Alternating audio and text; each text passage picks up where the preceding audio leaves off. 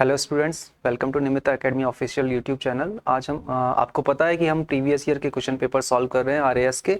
तो इस सीरीज़ में आज हम सॉल्व कर रहे हैं 2018 का क्वेश्चन पेपर। तो देखते हैं इस 2018 के क्वेश्चन पेपर में हमें कौन कौन से क्वेश्चंस दिए गए थे और किस तरीके से उनको हमें सिंप्लीफाई करना था। तो चलते हैं हम फर्स्ट क्वेश्चन की तरफ।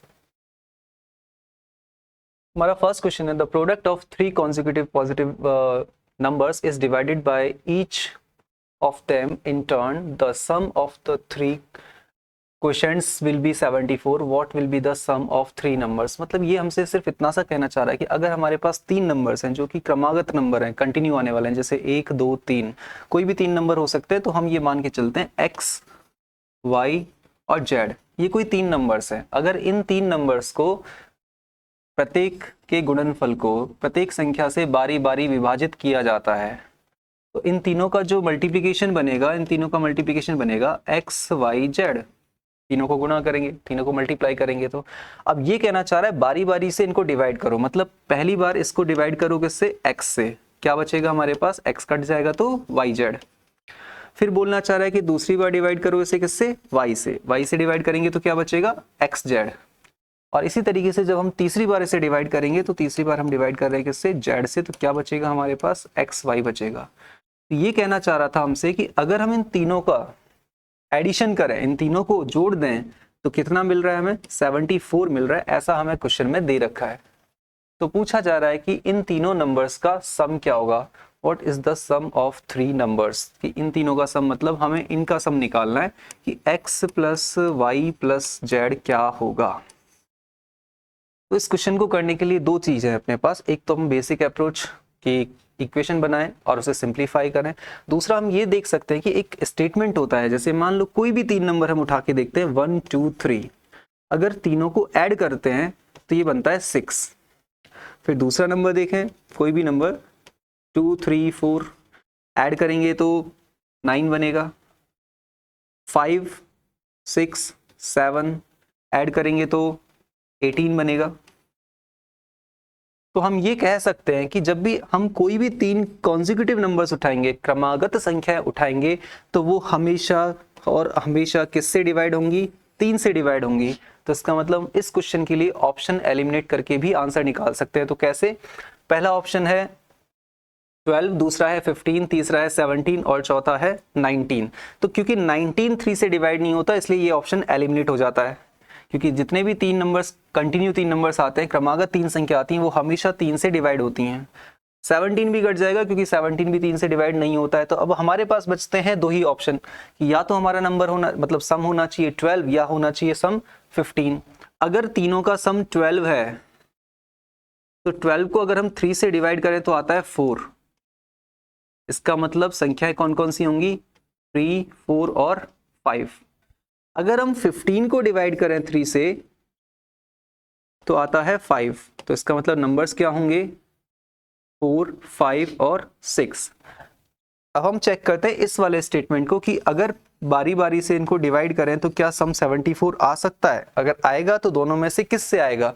जिससे आ जाएगा वो आंसर हो जाएगा। जैसे यहाँ पर देखें, पहला पेयर 3 और 4 का अगर मल्टीप्लाई करते हो तो 12 बनता है। दूसरा पेयर 4 और 5 का मल्टीप्लाई करते हैं तो 20 बनता है। और तीसरा पेयर 3 और 5 का मल्टीप्लाई करते हैं तो 15 बनता है। और इन तीनों का सम किसी भी कंडीशन में 74 नहीं हो सकता। इसका मतलब ये ऑप्शन भी एलिमिनेट हो गया। तो अब हमारे पास एक ही ऑप्शन बचता है 15। तो इसका मतलब इस क्वेश्चन का जो आंसर होगा वो होगा 15। चेक कर लेते हैं एक बार। फर्स्ट पेयर है 4 और 5, दोनों का मल्टीप्लीकेशन करेंगे तो कितना आएगा? 20। नेक्स्ट पेयर है 5 और 6, दोनों का मल्टीप्लिकेशन करेंगे तो आएगा 30। और लास्ट पेयर है हमारे पास 6 और 4, इन दोनों को मल्टीप्लाई करेंगे तो आएगा 24। और अगर हम तीनों को ऐड करें तो बनेगा ये 74। तो ये कंडीशन को सेटिस्फाई कर रहा है, इसीलिए 15 इस क्वेश्चन के लिए हमारा आंसर होगा। अब यहाँ पर एक चीज़ ये हो सकती है कि हम मल्टीप्लाई क्यों कर रहे थे। तो जैसा कि हमने यहाँ देखा था कि मल्टीप्लिकेशन को जब हम एक एक बार तीनों नंबर से डिवाइड करते हैं तो आपके पास पेयर्स बचते हैं। एक बार वाई जेड बचता है, एक बार एक्स जेड बचता है, एक बार एक्स वाई बचता है। तो हम बस उसी प्रोसेस को फॉलो कर रहे थे कि अगर हम इन तीनों के मल्टीप्लिकेशन को, यानी 5 × 4 × 6 को अगर हम 6 से डिवाइड कर दें तो 6 कट जाएगा। तो क्या बचेगा हमारे पास? 20 बचेगा। ऐसे ही अगर हम 4 से डिवाइड कर दें तो 4 कट जाएगा, तो 6 × 5 30 बच जाएगा। ऐसे ही अगर हम इसे 5 से डिवाइड कर दें अगली बार में तो 5 कट जाएगा, 6 × 4 24 आ जाएगा। तो इसलिए हमने एक एक पेयर उठा के उसको मल्टीप्लाई किया था यहाँ पर। तो इस तरीके से हम इस क्वेश्चन का आंसर इजीली निकाल सकते हैं। एक और मेथड बन सकता है इस क्वेश्चन के लिए,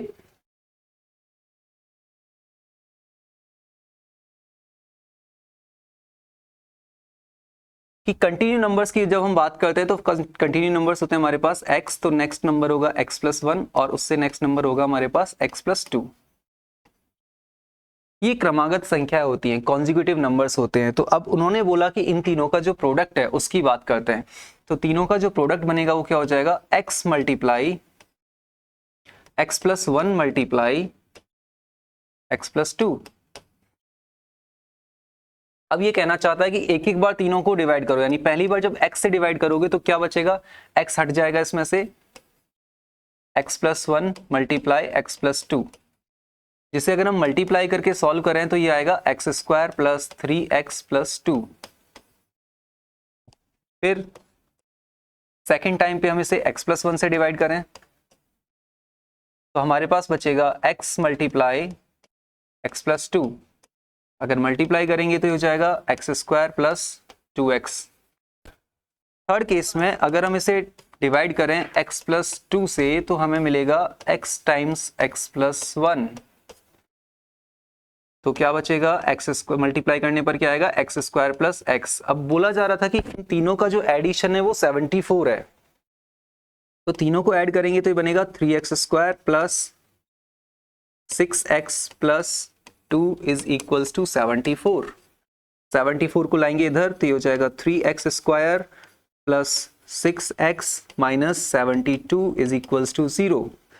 सब में से 3 कॉमन आ रहा है, तो अगर हम 3 कॉमन लेते हैं तो हमारे पास बचेगा x² + 2x - 24 = 0। तो 3 0 की तरफ चला जाएगा। अब जो क्वाड्रेटिक इक्वेशन बचती है हमारे पास x² - 2x + 2x - 24। अगर हम इसका फैक्टराइजेशन करते हैं, जिसे हम मिडिल टर्म स्प्लिटिंग भी बोलते हैं, तो हमें पता चलेगा यहाँ से x के 2 वैल्यूज पॉसिबल हैं। एक तो आएगा 4 और दूसरा आएगा -6। तो क्योंकि -6 हो ही नहीं सकता, क्वेश्चन में बोला था पॉजिटिव नंबर्स लेने, तो हमारा जो आंसर होगा वो होगा 4।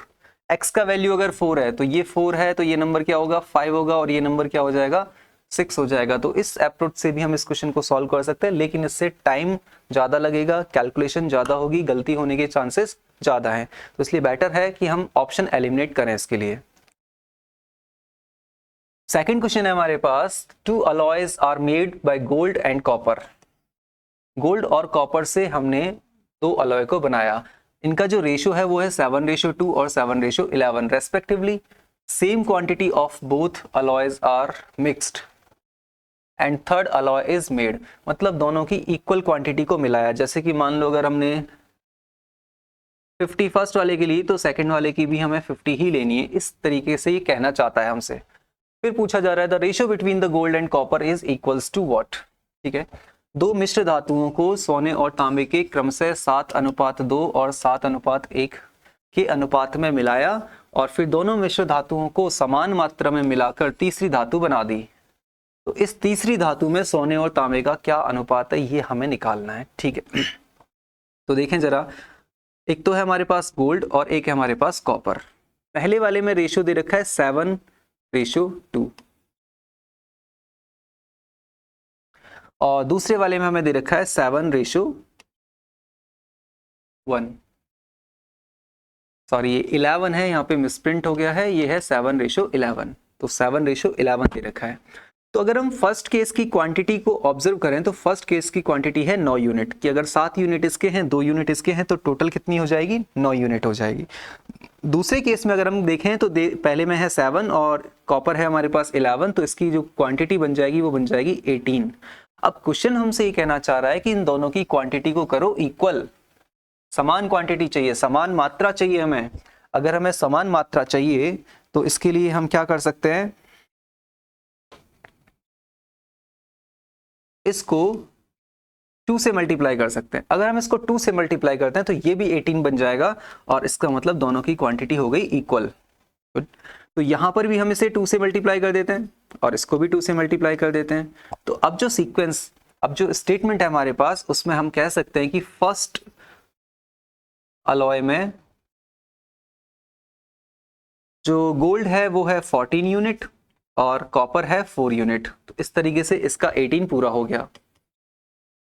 और सेकंड में गोल्ड है 7 यूनिट और कॉपर है 11 यूनिट, ये भी 18 हो गया, क्वांटिटी इक्वल हो गई। अब इन दोनों को मिला दो, अगर हम इन दोनों को मिलाएंगे तो 7 और 4 इस तरफ हो जाएगा 7 और 11 हो जाएगा, 4 और 11 हो जाएगा 15 और इस तरफ हो जाएगा 21।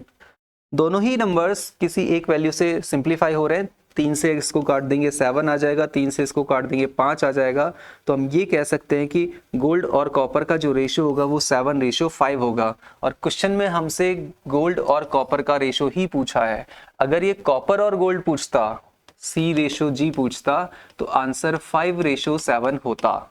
लेकिन उसने पूछा है गोल्ड रेशो कॉपर, तो गोल्ड में 7 है और कॉपर में 5 है, तो ऑप्शन नंबर फर्स्ट सही हो जाएगा हमारा, 7:5। अब हम चलते हैं नेक्स्ट क्वेश्चन पर। सो नेक्स्ट क्वेश्चन है, on a construction site man women and children are working. तो 3 तरीके की ऑब्जेक्ट हमारे पास दे रखे हैं। फर्स्ट ऑब्जेक्ट है मैन, सेकंड ऑब्जेक्ट है विमन और थर्ड ऑब्जेक्ट है चाइल्ड। ये कुछ काम कर रहे हैं और द रेशियो ऑफ 9:4:11, इनका जो रेशियो दे रखा है वो 9:4:1 दे रखा है। Their wages are in the ratio of 8:5:3, इनके जो वेजेस हैं वो है 8:5:3, मतलब W।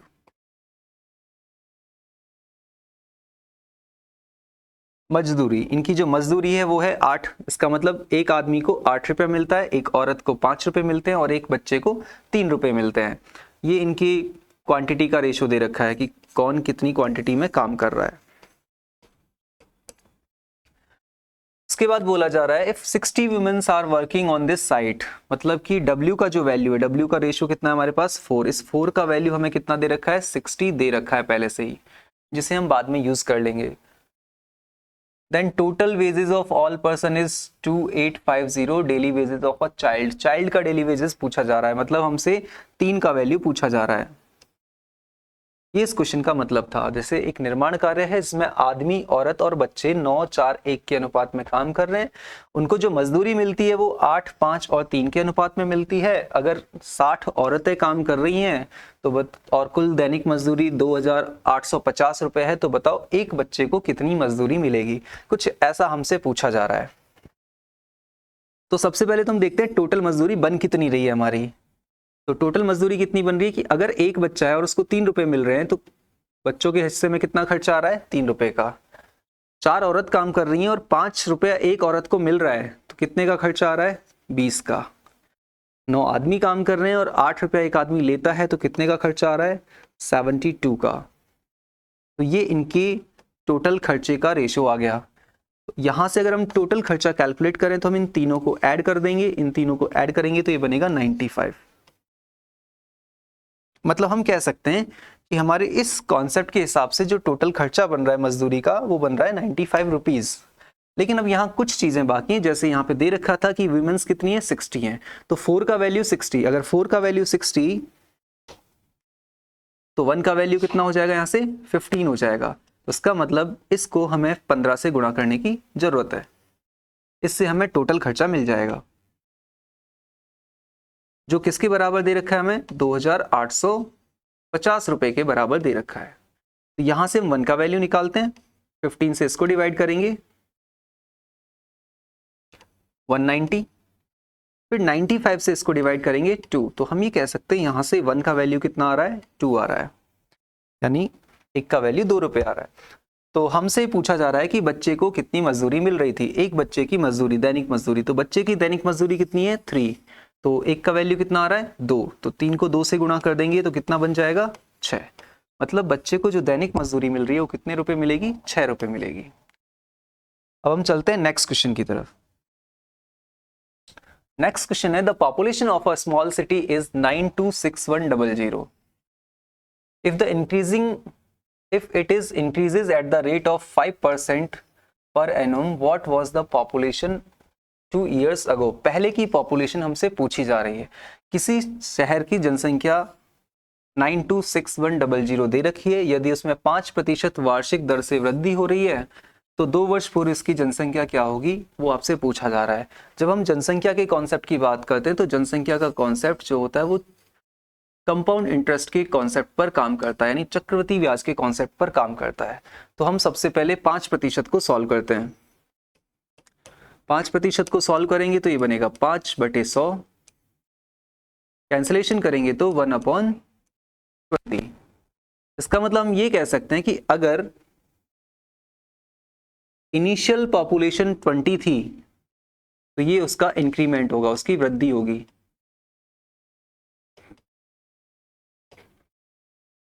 तो अब जनसंख्या कितनी हो जाएगी 21 हो जाएगी. ये पहले साल की बात है.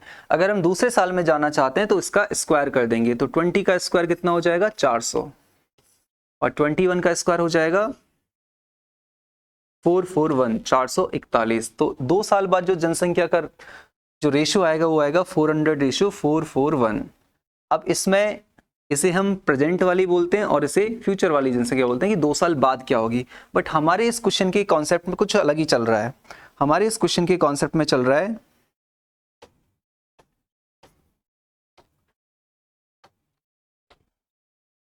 कि ये तो है हमारी प्रेजेंट पॉपुलेशन, तो पहले वाली कितनी होगी. तो इसका मतलब हमें इसको कैलकुलेट करना है.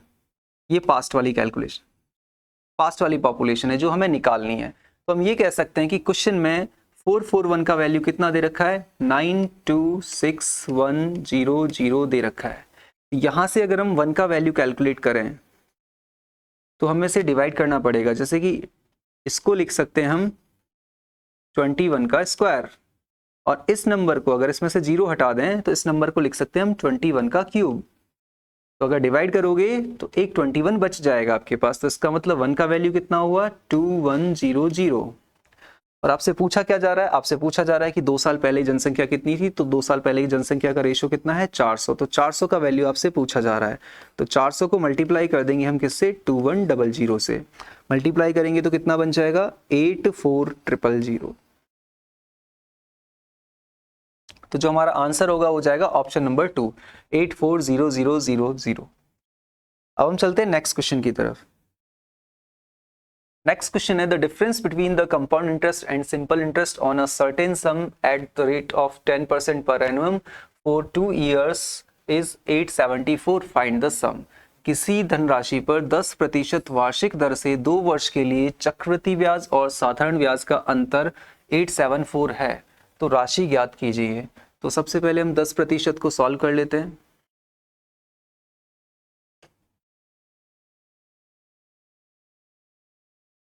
सिंप्लीफाई करेंगे तो ये बनेगा 1/10. इसका मतलब अगर 10 रुपए थे तो 1 साल के बाद वो कितना बन जाएगा 11 बन जाएगा. ठीक है, ये पहले साल की बात है. अगर हम दूसरे साल में जाना चाहते हैं तो 10 का स्क्वायर करेंगे यानी 100 रुपए. 11 का स्क्वायर करेंगे तो 121. तो हम ये कह सकते हैं कि 2 साल में 2 years 2 साल में 100 रुपए 121 रुपए बन जाते हैं. तो यहाँ से डिफरेंस देखें, यहाँ से डिफरेंस आ रहा है 21 का. ये जो 21 का डिफरेंस आ रहा है इसे बोलते हैं हम कंपाउंड इंटरेस्ट. तो हम ये कह सकते हैं कि 10% की दर से 2 साल में जो चक्रवृद्धि ब्याज बनता है वो 21 रुपए का होता है. तो फिर सिंपल इंटरेस्ट कितना होगा. तो सिंपल इंटरेस्ट बहुत ही सिंपल है. रेट ऑफ इंटरेस्ट को टाइम से मल्टीप्लाई कर देंगे तो 10 मल्टीप्लाई 2 कितना हो जाएगा 20 हो जाएगा. अब यहाँ से अगर हम दोनों का डिफरेंस कैलकुलेट करें 21 और 20 का डिफरेंस होता है 1, जिसका वैल्यू हमें दे रखा है 874 rupees.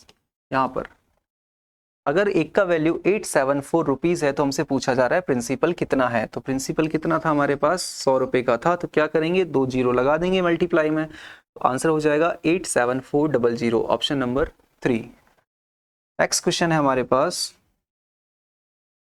A sum of amount at certain rate of compound interest doubles in 3 years. In 9 years, it will be k times of the original principal. What is the value of k?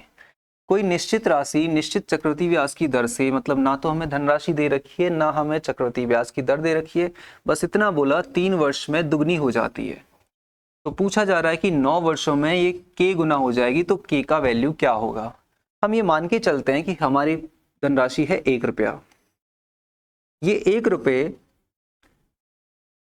3 years के बाद में 2 रुपये बन जाएगी, double हो रही है। तो अगले 3 साल के बाद में फिर से डबल होगी, ये फिर से डबल होगी, तो कितनी हो जाएगी, 4 रुपये बन जाएगी। टाइम कितना हो गया, 3 और 3 6 हो गया। हमें टाइम चाहिए 9 वर्ष का, मतलब एक बार और चलते हैं। अगले 3 ईयर्स में 8 टाइम्स हो जाएगी। टाइम देखें, 3 और 3 6 और 3 9, 9 साल पूरे हो गए। 9 साल में 1 रुपया कितना बन चुका है, 8 रुपया बन चुका है। यानी किस क्वेश्चन के हिसाब से क्या था, k टाइम्स बन जाता है। तो k का वैल्यू कितना हो जाएगा इस क्वेश्चन के लिए, 8 हो जाएगा। Option number 1। नेक्स्ट क्वेश्चन है हमारे पास, which vehicle has increased minimum in percentage from 2001 to 2010 11।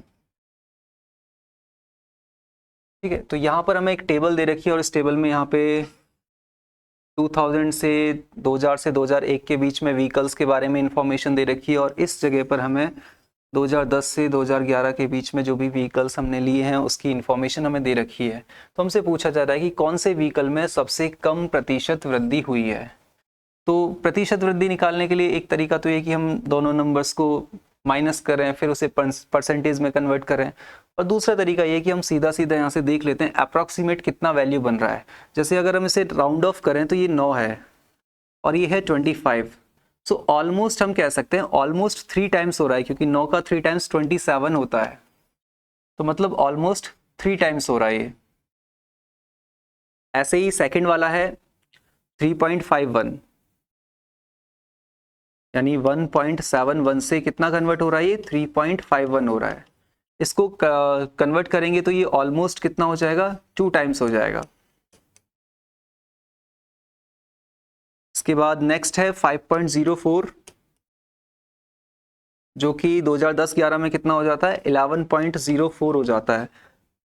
ये भी ऑलमोस्ट 2 टाइम्स हो रहा है। तो ये दोनों ऑलमोस्ट इक्वल आ रहे हैं, तो हम इनकी कैलकुलेशन दोबारा से कर लेंगे। इन दोनों में से ही कोई एक आंसर हो सकता है।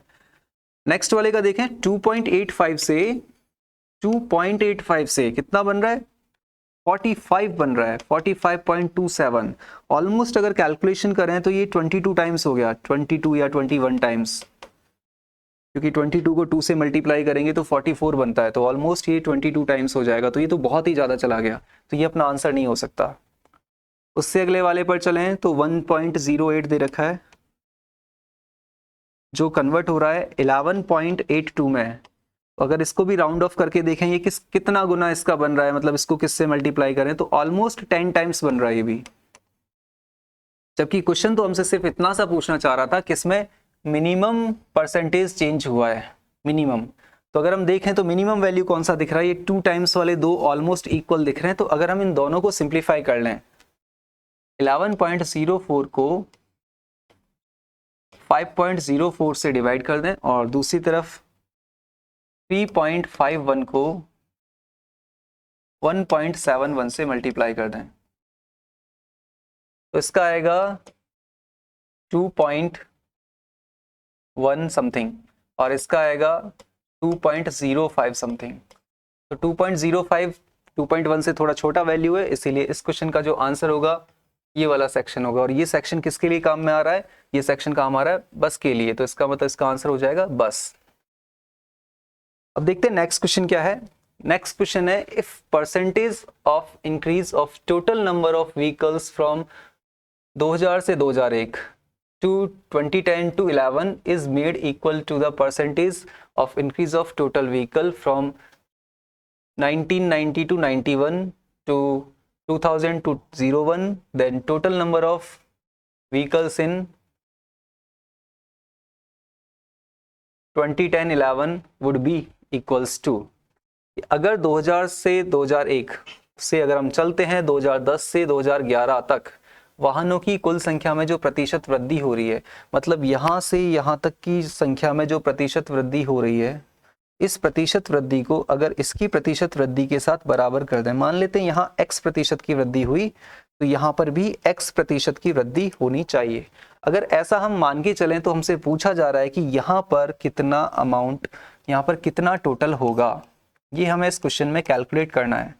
यही इस क्वेश्चन का मतलब है। तो यहाँ से हम ये देख सकते हैं कि कितना चेंज हो रहा है, यानी ये इसका कितना टाइम्स है। मान लो ये इसका x टाइम्स है तो फिर यहाँ भी x टाइम्स निकालेंगे तो हमें आंसर मिल जाएगा। तो इसके लिए हम कैलकुलेट करेंगे 9.18 से 19.95।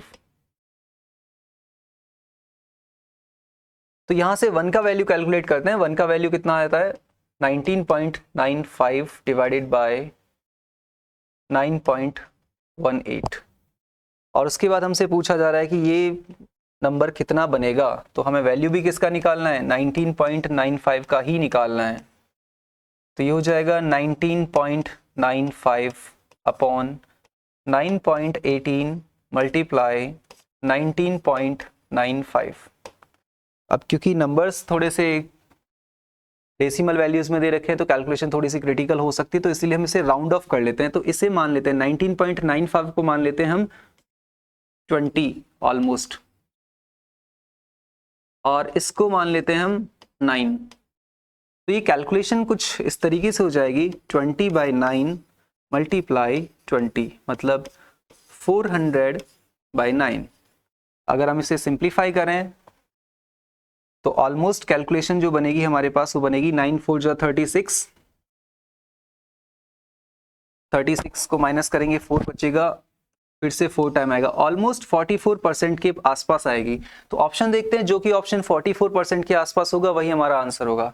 तो हमारा जो फोर्थ ऑप्शन है ये है 43.36, जो कि बहुत ज़्यादा क्लोज है किसके, 44 के। तो इसका मतलब है कि जो नया आंसर आएगा हमारे पास वो होगा 43.36 लैक्स। अब हम चलते हैं नेक्स्ट क्वेश्चन की तरफ। नेक्स्ट क्वेश्चन है, if x y z are natural numbers then the number of different solution of equation x plus y plus z equals to 6 r। यदि x y z प्राकृत संख्याएं हैं तो समीकरण x plus y plus z बराबर 6 के विभिन्न हलों की संख्या क्या होगी, ये हमसे पूछा जा रहा है। तो यहाँ पर हम ऐसा कर लेते हैं, मान लेते हैं x y z। अच्छा, x y z के लिए एक अच्छी बात क्या दे रखी है कि ये है नेचुरल नंबर्स। नेचुरल नंबर्स हमेशा किससे स्टार्ट होते हैं, 1 से स्टार्ट होते हैं। तो हम पॉसिबल कंडीशंस को लिख के देख रहे हैं। हो सकता है x की जगह पर 1 आ जाए, x का आंसर 1 हो सकता है। इसी तरीके से y का भी 1 हो सकता है। तो अगर x भी 1 है, y भी 1 है, तो फिर z को 4 होना चाहिए, तभी जाके 6 बना पाएगा। 4 और 1 5 और 1 6। तो ये इसका पॉसिबल आंसर है। अब इस तरीके से कितने और पॉसिबल आंसर बन सकते हैं वो देखते हैं। 4 सेकंड नंबर पे भी आ सकता है, 1 4 1। 4 फर्स्ट नंबर पे भी आ सकता है, 1 4 1 1। इसके अलावा और कोई पॉसिबल कंडीशन इसकी है नहीं। सेकंड केस देखें, सेकंड केस और क्या हो सकता है, x का वैल्यू 2 हो सकता है, y का वैल्यू 2 हो सकता है, z का वैल्यू 2 हो सकता है। यहाँ पर तीनों नंबर सेम है तो रोटेशन से कोई फर्क नहीं पड़ेगा इस क्वेश्चन पर, तो इसका एक पॉसिबल कंडीशन एक ही बनेगा। और क्या आंसर हो सकते हैं, हो सकता है फर्स्ट नंबर पे 1 आ जाए, सेकंड नंबर पे 2 आ जाए और थर्ड नंबर पे 3 आ जाए।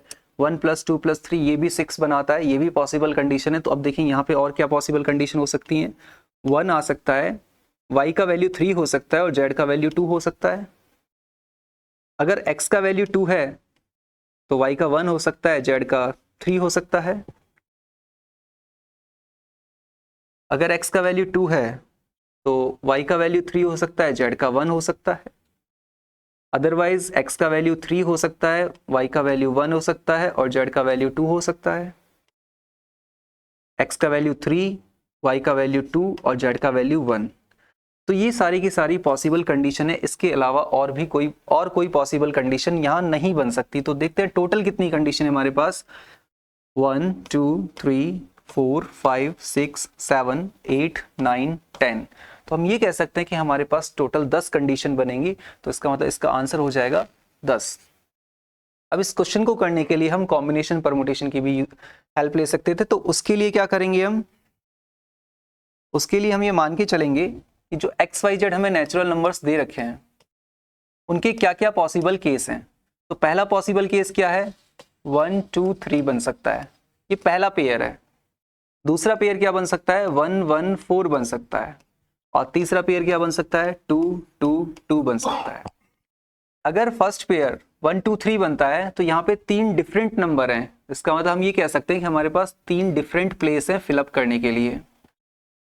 तीनों में से कोई भी नंबर फर्स्ट प्लेस पर आ सकता है, तो यानी फर्स्ट प्लेस पर नंबर्स के आने की पॉसिबिलिटी कितनी है, 3। जो नंबर यहाँ आ जाएगा वो अगली बार नहीं आएगा, तो नेक्स्ट नंबर के लिए कितनी पॉसिबिलिटी रहेगी, 2, और उससे नेक्स्ट नंबर के लिए कितनी हो गई, 1।